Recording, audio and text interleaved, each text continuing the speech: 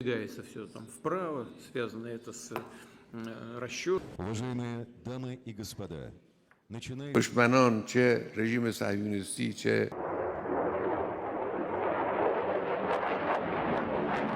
रूस यूक्रेन युद्ध ने पुतिन और ईरान के बीच एक ऐतिहासिक दोस्ती की नींव रखी है जो अब और ज्यादा मजबूत हो चुकी है।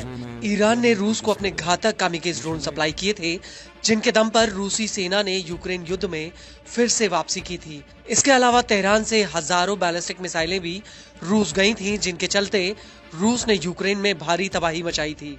दरअसल रूस ने ईरान को अमेरिका के आर्थिक प्रतिबंधों से बचाने में काफी हद तक मदद की है।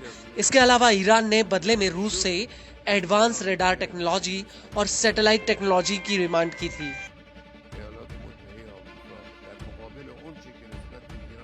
लेकिन अब ईरान को लेकर एक ऐसी खबर सामने आई है जो इजराइल और अमेरिका के लिए एक बहुत बड़े खतरे की आहट है। दरअसल ईरान ने रूस से सुखोई 35 फाइटर जेट्स खरीद लिए हैं। हालांकि ईरान ने कितने जेट्स खरीदे हैं, इसको लेकर कोई ठोस जानकारी सामने नहीं आई है। इससे पहले नवंबर 2023 में तस्मिन न्यूज एजेंसी ने खबर दी थी कि ईरान ने रूस के साथ इन जेट्स का सौदा फाइनल कर लिया है और जनवरी 2025 की शुरुआत में रूस और ईरान के बीच एक व्यापक रणनीतिक साझेदारी समझौता हुआ था।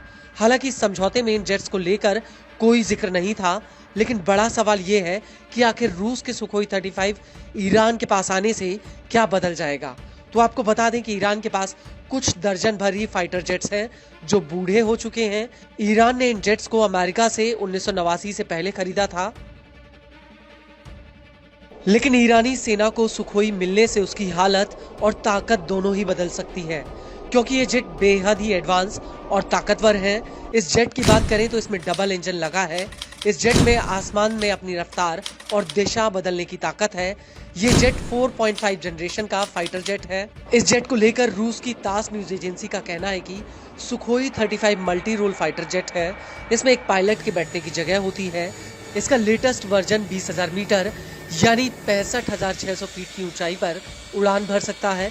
इसकी अधिकतम स्पीड 2,500 किलोमीटर प्रति घंटा है। ये 34,500 किलोग्राम वजन ले जा सकता है।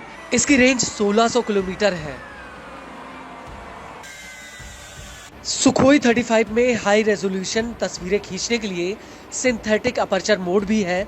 इस एयरक्राफ्ट के फ्रंट पर एक टारगेटिंग सिस्टम भी लगा है जो टारगेट्स के अन्य रूप जैसे इंफ्रारेड सर्च को ट्रैक कर सकता है। ये काउंटर मेजर सिस्टम से भी लैस है। इसके अलावा इस जेट में कुछ ऐसे उपकरण भी लगे हैं जो इस जेट को दुश्मन के रडार में आने से बचाते हैं। ये जेट हवा से 300 किलोमीटर तक वार कर सकता है।